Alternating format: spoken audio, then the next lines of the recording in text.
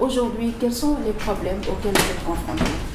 Vraiment, actuellement, on a beaucoup de problèmes. Quand je dis on a beaucoup de problèmes, parce que là, le premier problème, c'est de l'eau.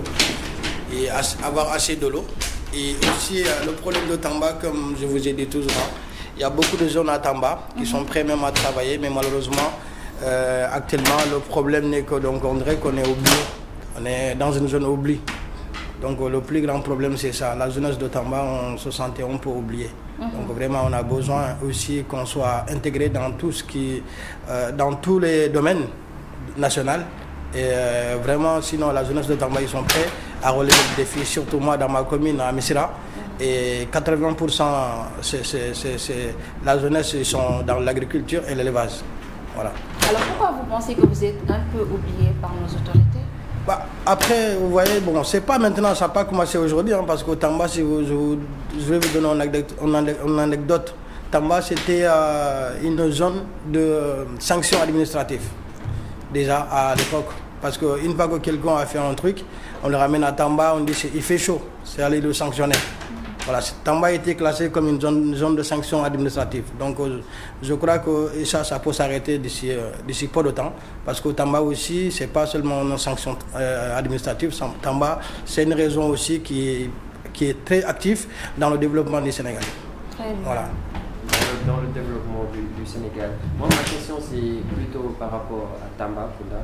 Tout d'abord parce qu'on parle tout le temps que Tamba, c'est une zone qui est plutôt aurifère, avec l'exploitation minière. Est-ce que Tamba, c'est plutôt pas une zone d'exploitation minière qu'une zone d'exploitation agricole?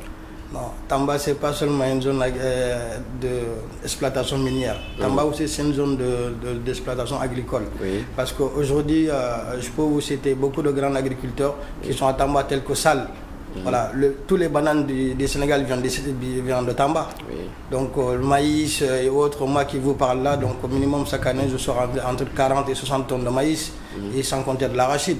Donc il y a beaucoup d'agriculteurs aussi, tels que j'ai un jeune frère aussi qui s'appelle Salif Soare, il est de Tamba. Il a plus de 40 hectares de champs de bananes. Il faisait beaucoup de choses au-delà des bananes aussi. Donc au Tamba, vraiment sans zone agricole aussi. Il y a des grandes structures aussi telles que Agrobeidar.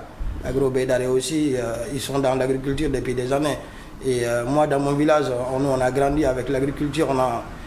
Avant, on n'avait pas d'autre revenu que le revenu agricole.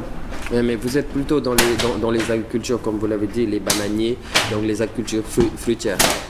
Pas seulement les fruitiers, même l'agriculture vivrière, telle que le maraîchage. Oui. Aussi, il y a beaucoup de maraîchage actuellement parce qu'au Tamba, si vous voyez, 80% des produits viennent de Tamba, vers la région de Tamba aussi. Hein, parce que moi, dans mon jardin, on a tout sortes de, comment dirais-je, le poivron, le diarato, le gombo, tout ce que vous voulez. Donc on a tout dans notre région aussi. On n'est pas que de minière ou bananière. Il y avait plusieurs autres activités d'agricole.